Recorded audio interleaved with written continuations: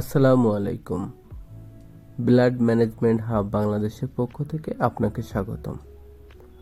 আপনি এই ভিডিওটা দেখছেন, তার মানে আপনি কোনো একটা স্বেচ্ছাসেবী ব্লাড ব্যাংক অর্গানাইজেশনের সাথে যুক্ত আছেন। আপনারা যখন ব্লাড ম্যানেজমেন্ট হাব বাংলাদেশ অর্গানাইজেশনে রেজিস্ট্রেশন করবেন, তখন এমন একটি অ্যাডমিন প্যানেল পাবেন।